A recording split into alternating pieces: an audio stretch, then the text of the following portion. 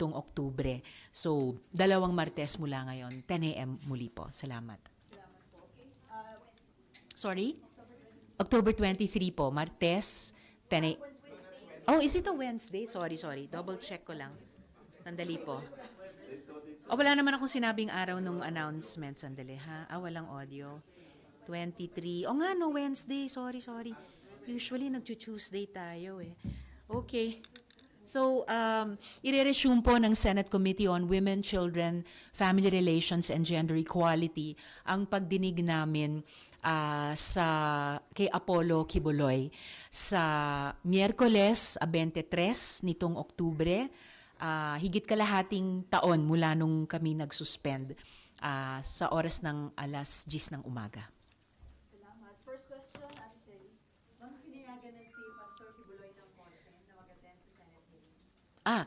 Susulat po ulit ang komite sa korte para tulad ng sa ibang mga resource persons na nasa kustodiya ng korte o di kaya ng law enforcement ay mahingi yung permiso nila na padaluhin siya dito sa hearing.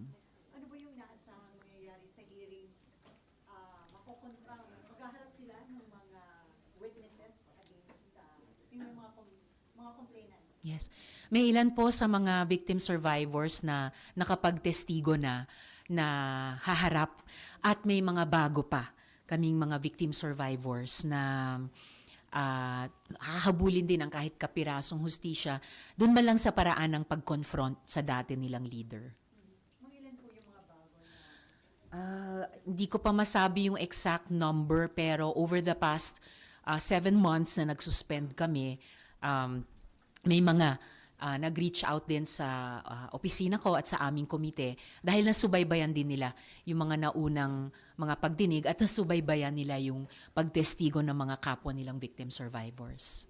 And then, any comment nga sa plea deal ni Marisa Duenas? Kung gusto, pwede kong basahin. No? Kung gusto nyo, pwede kong basahin yung naging statement ko tungkol doon kay Marisa Duenas na nag-strike ng plea deal sa US government. So, sa loob at labas ng bansa, palapit na ng palapit ang araw ng pagkamit ng hustisya para sa mga biktima ng krimen ni Apollo Kibuloy. The plea deal by Marisa Duenas, a reported long-trusted administrator of the Kingdom of Jesus Christ with U.S. authorities, is a significant step towards securing accountability for Kibuloy's disturbingly long list of crimes here and abroad, which includes sexual abuse of minors, qualified human trafficking, child abuse, and others. As chair of the Senate Committee on Women, Children, Family Relations, and Gender Equality, I also hope that Ms. Duenas, given her position in KOJC, would be open to participating in our continuing investigation on the various allegations of abuses and criminal acts by Kibuloy. Sana tulad ni Ms. Duenas ay makipagtulungan na sa ating otoridad ang iba pang kapwa-akusado ni Kibuloy. Sana ay pakinggan nila ang kanilang konsensya at isiwalat na ang buong katotohanan at ang lahat ng kanilang nalalaman. I urge the Department of Justice to extend all necessary legal assistance to any co-accused or any other person willing to cooperate towards attaining justice for the many women, child, labor, and other victims of Kibuloy's crimes throughout the years. Dapat managot si Apollo Kibuloy at ang kanyang mga kasabwat sa kanilang pang-aabuso sa kababaihan, kabataan, at iba pang vulnerableng miyembro ng lipunan. So, invited siya sa hearing on October 23 and nag-express ba ng intention na mag-participate sa hearing? Sa pagkaalam ko, hindi pa siya nag-express ng intention na mag-cooperate, pero pag-uusapan namin sa komite kung pwede nga namin siyang imbitahin given the circumstances. At susulat na po kami sa korte sa susunod na linggo. And then, last question from my end. Ma'am, doon sa inyong naging executive session with Alice Gool last Wednesday? Tuesday? Tuesday po. May bago ba na na-share na information na si Alice Gool, naging worth it naman po yung more than 1 hour nyo na executive session with Alice? More than 1 hour nga eh. Pero hindi pa rin completely worth it hindi pa rin sulit na sulit dahil wala ring masyadong maraming bago. May ilan na mga kapirasong sinusubukan pa naming i-follow up in open hearing. So no more executive session with Alice Go, ma'am. Looks like no more executive session with Alice Go or Go Hopping. Okay, next si Victoria Tulad po, PBS. Hi, ma'am. Hi. Ang sabi po ni Senator JV kahapon, meron daw bagong names na sinabi si Go dun sa executive session. Can you confirm lang po? Yun yung bahagi sa mga kapirasong ilang mga bago na yung ibang kapiraso no naririnig namin dati. So, para maging mas sulit, mas worth it, yung time hindi lamang ng komite pero ng publiko na sumusubaybay dito, sa huling pagdinig dito laban sa POGOs ay susubukan na naming ipin down yung katotohanan tungkol dyan at ang kaugnayan niyan sa paano tumakas si Guo Huaping, sino yung mga taga-gobyernong tumulong sa kanya, at ano ba yung sa mahalagang issue ng espionage ang ma-establish namin. Kasama na yung mahalagang input nung nakaraang hearing ng NICA. Ma'am, nung last hearing, medyo shocking yung participation ni Mary Ann Maslog Yes. dito kay Go. Do you think dapat papanagutin po ang PNP Intelligence Group kasi binigyan siya ng access, binigyan siya ng authority? Yun yung isang fina-follow up pa namin kung ano yung naging papel ng PNP Intelligence Group dito sa saga ni Guo Huaping at kung ano din ang maisasagot nila sa amin sa komite sa aming mga tanong. So kasama yon sa ilan sa importanteng huling itatanong at kukuhanan ng sagot ng komite sa last hearing. So invited po sila, ma'am, sa next hearing? Invited po sila. So you're looking into their possible liability rin po? We're looking into their possible liability or otherwise yung kabuoang naging papel nila dito sa aming investigasyon laban sa POGO at pati na yung ano ba ang papel ni Guo Huaping sa lahat ng ito. Ma'am, sabi ng BI, si Go Huaping ay possible lumabas daw po through a private hangar or private airstrip. Meron po ba kayong information about it? Mas inaasahan ko pa at iniintay at pagbabatayan ng mas conclusive yung complete report ng Bureau of Immigration na sinabi ni OIC Viado kahapon na kukompletuhin pa nila. So hopefully within the next few days. Thank you. Next si Raymond. Handa na ba kayo makatrabaho na si Pastor Kibuloy? Ang masasabi ko lang po, talagang magpakita naman sila ng konting hiya. Ang bibigat po ng mga kasong inihaharap sa kanya, trafficking, abuse, various forms of abuse laban sa mga bata at iba pang mga vulnerableng sektor. Ganong katagal siyang tumakas sa batas, nakakuha pa talaga ng kung anuman para ihain ang sarili bilang isang mambabatas.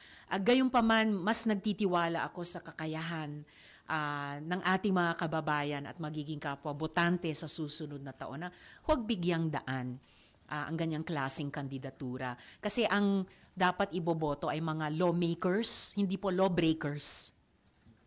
Okay, next si Agatha, Billionaire TV. Hello po, Senator. Will the committee summon former Customs Chief Nicanor Faeldon in the next POGO hearing po since na-mention po siya last hearing? Pinag-aaralan din po naming imbitahin siya dahil yan yung salita, pangalang nakasulat sa papel ni Mary Ann Maslog at binanggit pa in full ni Guo Huaping na Nick Faeldon daw. Okay, next, Mav Gonzalez, GMA7. Hi, Ma. Hi. Hi, Ma'am. Ayan. Sumagot na po sa inyo yung DFA about your request po about Shi Jiang po. Sa pagkaalam ko ay in the process pa rin sila ng pagbigay ng instruction o gabay sa ating embahada sa Bangkok dahil nga hindi naman ordinaryong preso itong si Shi Jiang. So bibigyan nila ng gabay yung embahada given the diplomatic concerns. Pero pangahawakan ko at aasahan ko yung assurance na ibinigay ng DFA sa hearing na gagawin nila ang lahat ng posible given yung of course yung status nila bilang gobyerno at yung relationship nila sa gobyerno din ng Thailand, na gagawin nila ang lahat na kaya makapag-establish ng contact kay She. Dahil di umano may hawak siyang mga importanteng impormasyon na may kinalaman sa pambansang seguridad ng ating bansa. Ma'am, kung halimbawa po hindi mapagbigyan yung request natin kay She, how will this affect po yung investigation? Will it discredit all the spy allegations against former Mayor Go? Not at all. Regrettable kung hindi tayo makaka-establish or hindi ang gobyerno makaka-establish ng contact kay She. Pero parallel doon ay naalala nyo, many hearings ago, nabanggit ko na po na dun pa lang sa ocular inspection namin sa Pogo Hub sa Bamban, isinabi na sa amin noon na may mga anggulong interception ng Philippine Government Communications at hacking ng Philippine government websites na nagmumula dun sa Pogo Hub sa Bamban. Kaya nga't unang lumitaw yung anggulong possible espionage. And napakahalaga po ng mga inputs nga ng NICA nung nakaraang hearing. Sabi nila may 3 silang parallel efforts na ginagawa tungkol kay Guo Huaping at tungkol sa mga gawain niya dito sa ating bansa, kaugnay sa Pogo at iba pang aspeto. At binigyan na nila ng payo o babala ang lahat, hindi lamang ng mga institusyon sa gobyerno, pero lahat nating mga mamamayang Pilipino na maging mapanuri at mapagbantay tungkol dito sa mga possible foreign covert operations. Next, si Danielle, PTV. Good afternoon. Ma'am, first dun kay Alice, nabanggit nyo nung nakaraang hearing yung Yang brothers. Yes. Sinasabi nyo na Chinese agent or Chinese spy. Sino po ba dun sa 3? Yun yung itinatanong ko kay Tony Yang na resource person na pagkatapos siyang maaresto sa Cagayan de Oro Pogo Hub doon. Dahil yung pinakita naming mga dokumento at screenshot sa kanya ay nagpapakita na yung 2 kapatid niya ay dumalo bilang delegado sa isang congress ng mga overseas Chinese na organisado ng Communist Party of China, dun mismo sa China. Yung isa pang pinavalidate ko sa kanya, bagamat pinabulaanan lamang niya, ay yung isang ulat ng, I forget the exact name now, pero isang report tungkol sa overseas crime na merong isa sa mga kapatid na Yang, ayaw lang niyang kumpirmahin kung yung middle brother nila na si Michael Yang o yung bunsong kapatid nila na si Hongjiang Yang ay meron talagang kinalaman sa Pogo-related at espionage-related na mga criminal syndicates. Pero ma'am, na-establish nyo po ba kung sino, or meron ba kayong hula kung sino dun sa 3? Ang hula lamang ay isa sa kanila or yung 2 dahil may isa na binabanggit doon sa ulat na yon tungkol sa overseas crime at yung 2 ay nandun bilang delegado sa Chinese Communist Party sponsored conference sa China. Ma'am, last na lang kay Kibuloy.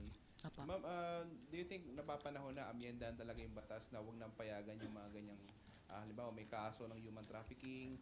Tingin nyo ba right time naman para amyendahan po? Actually, hindi po kayo yung unang nagtanong sa akin yan. Mayat-maya sa mga araw na ito, mga kababayan natin nagtatanong din. And maybe it's something na dapat pag-aralan namin dito sa Senado at ng counterparts namin sa House bilang bahagi ng pagsulong pa ng mga electoral reform. So, ganyang mga posibleng amyenda sa Omnibus Election Code. Dagdag lang dun sa pinag-uusapan natin kanina, yung inattenda ng 2 kapatid ni Tony Yang ay ang 10th National Congress of Returned Overseas Chinese and their relatives. Dinaluhan ng mga delegado mula sa 109 na bansa. Thank you, ma'am. Okay, next po si Amor, Newswatch Plus. Hello po ma'am, good afternoon. Ma'am, about Mary Ann Maslog po, ma'am, paano po ba siya naimbitahan? Bakit po siya in-invite sa hearing na Right. Inaalala ko rin, inimbita namin siya bilang resource person dahil soon or right after siya inaresto ng NBI, lumitaw sa sarili niyang mga statements na kilala daw niya si Guo Huaping, kilala daw niya si Mayor Kalugay. Nakipag-meet na daw siya sa kanila at meron siyang gustong gawin para sa kanila na I guess yun yung lumabas sa hearing na gusto daw niyang kumbinsihin si Guo Huaping mag-surrender kahit pagkatapos na siyang maaresto. So, yun. Sorry ma'am, ano po yun? Parang affidavit po niya nung naaresto siya?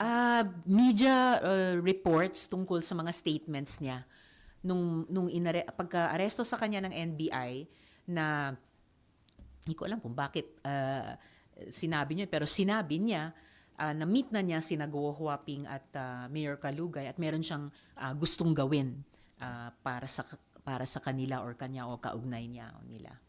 Si Senator Jinggoy po said he has unverified info na possible na isa po si Maslog sa tumulong daw po kay Alice Go na makatakas. Have you received that information as well? It's a piece of information we're also looking at, yung sinabi ni SP Pro Tempore Senator Jinggoy. May we know more details about that, ma'am? Meron na po ba kayong mabibigay? Paano po siya tumulong kay Alice Go? Raw information pa lang kasi, so sa mga susunod na linggo bago yung huling hearing, yun yung isang aalamin talaga namin. Kasi in a way, at kaugnay pala ng isang naunang tanong, sorry, nalimutan kong banggitin, isusulong pa, kung hindi man maikokompleto, yung isang naging parallel na pagdinig nung Committee on Justice Subcommittee, particular dun sa pagtakas ni Guo Huaping. And a number of senators have said na hindi daw po pwedeng pagkatiwalaan yung mga sinasabi ni Mary Ann Maslog. But ma'am, will she still be invited sa next hearing? And paano po ninyo tinitreat sa committee yung lahat ng mga sinasabi niya? Sinubject na namin siya sa isang contempt citation. So bagamat in the custody na siya at pa rin ng NBI, at least on the record, yung pagtingin sa kanya ng Senado bilang resource person na in a way contemptible at contemptuous yung behavior niya at yung kanyang mga sinasabi. So halos lahat namin ay nakapagsabi, hindi talaga kapani-paniwala yung mga pinagsasabi niya.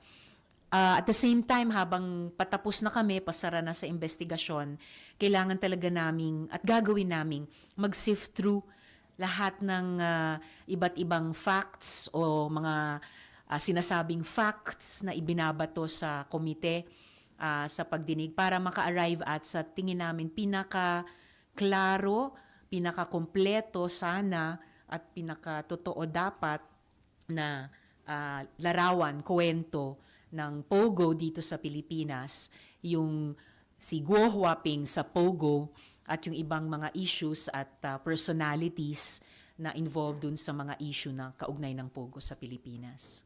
Ma'am, will you also focus on yung sinasabi po ni Senator Bato na involvement ng someone from Malacanang na inutusan daw po si Maslog na i-pin or i-implicate siya and si Senator Bongo, former President Duterte, General Karamat dun sa Pogo? Iyon yung isa sa maraming di umanong facts na itinatapon sa buong diskusyon na na-generate ng investigasyong ito at aming sasalain. Alin ang mukhang totoo, alin ang mukhang hindi totoo, regardless kung sino-sino ang nagsabi, para kahit maingay na maingay ang isyong ito, sa katahimikan ng collective na pag-iisip namin sa komite, yun na nga, pipilitin naming mabuo yung kwento. Ano ba talaga yung kwento ng Pogo dito sa Pilipinas? Ang kwento ni Guo Huaping sa Pogo sa Pilipinas, ang kwento ng mga taong naging kasosyo niya, nagprotekta sa kanya, tumulong sa kanyang tumakas, no? Regardless of sinong nagsasabi ng ano sa ngayon. Last na po from my end. Ma'am, yung sinabi po niya sa executive session ng mga names, mga Chinese nationals po ba yun na mastermind umano or mga Pilipino na tumulong po sa kanya? Halo-halo din. Tulad ng lumalabas sa open hearings.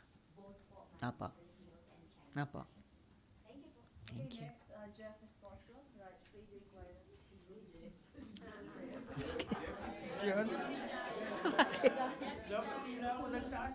Ma'am, good afternoon po. Good Ma'am, afternoon. tanong ko lang po, yung sa revelations ni Go Waping dun sa ano nyo, dalawang executive sessions, sabi niya kasi, biktima lang din ako, nagamit lang din po ako, sabi niya, parang ano po ba, kapani-paniwala po ba na talagang biktima lang siya, nagamit lang po ba siya? Nagulat din ako nung ginamit niya yung salitang yon para sa sarili niya na biktima. Kasi ang totoong mga victim yung nag-surrender pa sa NBI dahil kinasuhan sila ng non-bailable na human trafficking, Merly Castro. Si Miss Merly, dahil in-identity theft sila at ginamit yung pangalan nila nang wala silang permiso para i-incorporate yung mga POGO companies na yan. Si Miss Merly na may dalawang bata pang anak na kung hindi magbabantay yung isang kapatid niya, mag-isa sa bahay habang pauwi yung asawa niya mula sa probinsya. Yun ang totoong mga biktima. Hindi masasabi ni Numan, ni Go Huaping na biktima lang siya, ginamit lang siya. Maaring ginamit siya ng iba, yung mas malalaking fish kesa sa kanya, pero hindi siya small fry. Kung mid-level man siya, mataas na mid-level siya at fully accountable siya sa kanyang mga ginawa. Ma'am, sundan ko lang yung tanong ni Ms. Amor, no?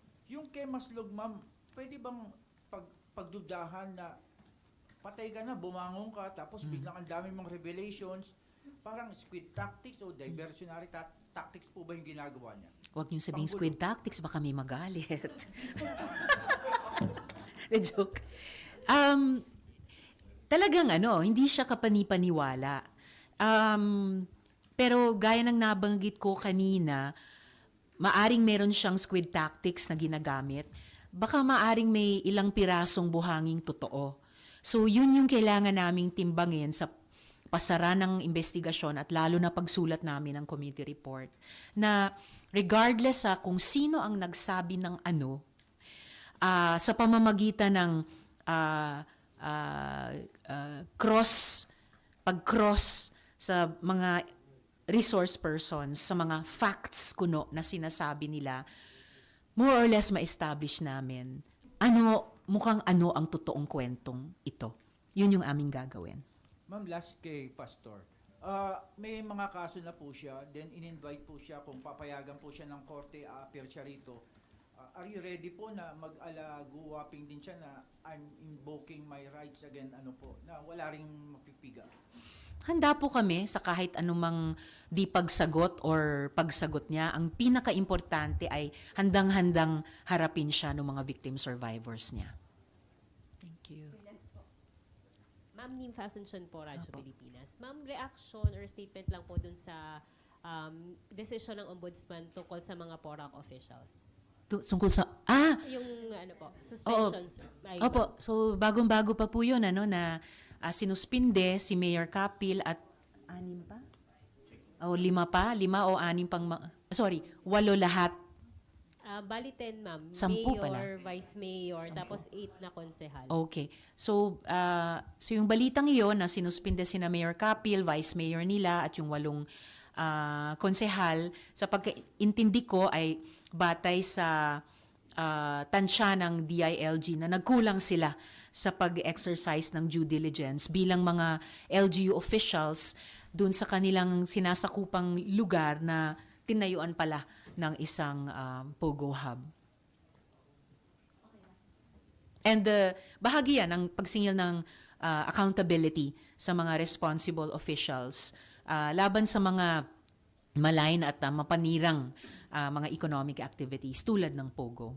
Dapat ba ito, ma'am, parang eye-opener na dun sa iba pang mga LGU na may mga POGO pa rin? Definitely, additional eye-opener na ito dahil sinundan yan yung paunang paglabas ng DILG o ng PAGCOR na mga listahan ng lahat ng mga LGUs kung saan nakalocate yung mga POGOs dahil di ba sabi ni PAGCOR Chair Tenco noon originally naka-issue ang PAGCOR ng POGO licenses sa 190 or 290 at yung 250 nun ay nag-lapse na or hindi nag-apply ng renewal kaya may natira na lang 40. But I reiterate, lahat ay covered ng ban at dapat talaga ipasara, wind down hanggang December 31 at mahanapan ng alternatibong trabaho yung mga empleyado nila. So ma'am, kahit sinasabi nila na wala nga silang jurisdiction doon kasi sabi nila PAGCOR, dapat pa rin silang kumilos. Dapat ang PAGCOR? Ang LGU. LGU.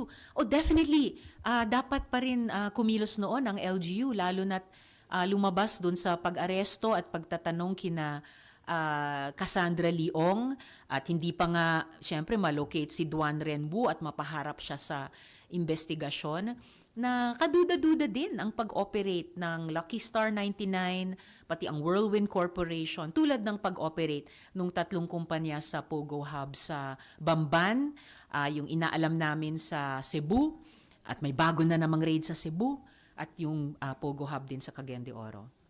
Okay, salamat, Eva. Last 3 na lang po tayo. Victoria, Jan, then Amor. Hindi, Business World. Thank you. Victoria, tulad mo na. Okay, thank you. Ma'am, sorry, habol lang po uli. Doon sa Opo. PNP Intelligence Group pa rin, how would you describe lang po yung ginawa nilang pagbibigay ng access at ng authority kay Maslog, even allowing her to go into the custodial center? Acceptable po ba? Above board po ba? I-establish pa namin kung above board yon, pero common sense mula sa isang mamamayan, hindi po acceptable yung ganon. No? Kung mapapatunayan pa nila somehow na above board yon, pero hindi yun acceptable kasi kaduda-duda yung taong yon. So, isa rin yun siguro sa mga itatanong namin sa PNP-IG sa susunod at huling hearing. And then, i-correct ko lang yung figures ko kanina, yung bilang ng mga POGOs na inisyohan ng PAGCOR ng license sa ilalim ng nakaraang administrasyon ay 298 lahat-lahat na POGOs. At yung natitira na lamang ay na-covered pa ng mga existing licenses pero dapat kanselahin ay 43. Okay, next, Jan, Business World. Good afternoon, ma'am. So a while ago, SP Escudero said that there are no permanent plans to keep the U.S. missile system here in the Philippines amid China's aggression in the South China Sea. So are you in favor of keeping this as a deterrent, or are you more in favor of the Philippines pursuing a code of conduct with ASEAN and other regional bodies? The latter and other complementary measures. Matagal na nating sinusulong yung Code of Conduct in the South China Sea at kung di ako nagkakamali, lahat ng mga member nations na nakapalibot sa South China Sea ay gusto. China na lang ang ayaw kasi ayaw niya ng multilateral process. Gusto niya na i-bilateral tayo, bawat isa sa atin. Siya ang pinakamalaki. Paano naman magkakaroon ng parity pag bilateral? Mas pantay talaga, mas mabunga kapag multilateral. Higit pa sa anumang weapon systems, and that's new to me from the SP. Tingin ko, para talagang ibalik natin sa captain's wheel yung diplomacy, tsaka yung political action ng gobyerno natin with the modernization ng armed forces bilang naka-reinforce sa political at diplomatic, mabunga na paramihin pa yung mga joint maritime patrols ng ating mga coast guards, navies, katumbas ng Bureau of Fisheries and Aquatic Resources, pati yung mga mangingisda ng iba't ibang claimant nations dito sa buong South China Sea. Plus, yung naging batas na pinirmahan just the other day, pagpapatupad talaga ng Self-Reliant Defense Program Act para magkaroon tayo ng domestic capacity talaga, depensahan ang sarili natin bilang backup sa pinaka-importante at tingin ko pinaka-effective pa rin, political and diplomatic action bilang bahagi ng isang malaking alyansa ng maraming bansa at regional formations at dumadami pa sila na kumakampi sa atin vis-a-vis China sa ilalim ng UNCLOS at dahil sa tagumpay natin sa Hague. Thank you, ma'am. Sabi niyo patapos na yung hearing on illegal POGO. How many Yes. more hearings? Isa na lang po. Actually, yung kahapon dapat yun yung huli eh. Kaya lang sumabog yung Al Jazeera documentary at yung Mary Ann Maslog. So isa na lang po. Para isa na. Po? So, last na talaga. Unless meron na namang dumating doon na namatay at nabuhay na magmuli. Oh. Isa-schedule pa po namin. Opo. Mas mauna, ma'am, yung kay Pastor.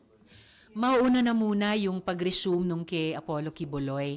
Oo, kasi kailangan namin ng konti pang oras para ipin down yung mga loose threads. Gusto namin pong mabuhol ng maayos-ayos yung investigasyon namin laban sa Pogos. So, complete na ba, ma'am, yung mga information para makakuha kayo ng committee report? More or less, at least hindi man 100% to a decent degree, masettle namin yung iba't ibang, sabi namin, mga importanteng issue kaugnay ng Pogo. Okay, more last one. More or less sa nakaraang dalawang executive sessions, more or less how many names ng mga Filipinos and Chinese yung napangalanan po ni Alice Go? And does it seem to you na nagsasabi naman siya ng totoo dun sa executive session? Halo. Halong totoo, halong di totoo. So pati yung mga pangalan ay sinisigurado pa namin. Kaya hindi ko mabilang kasi hindi ko alam kung alin doon ang totoo, ilan doon ang totoo at ilan ang hindi totoo. Basta pag na-finalize namin yung committee report, sasabihin namin kung sino doon yung tingin talaga namin. Hindi lang batay sa sinabi niya, pero batay sa sinabi niya at yung iba pa naming nakalap na mga ebidensya. Ang mga perpetrators ng Pogo dito sa Pilipinas, ang mga kasabwat sa pagtakas niya. Mga may 10 po ba na mga names siyang Or less, so yeah, 10 or less. Mm-mm. Mm-mm.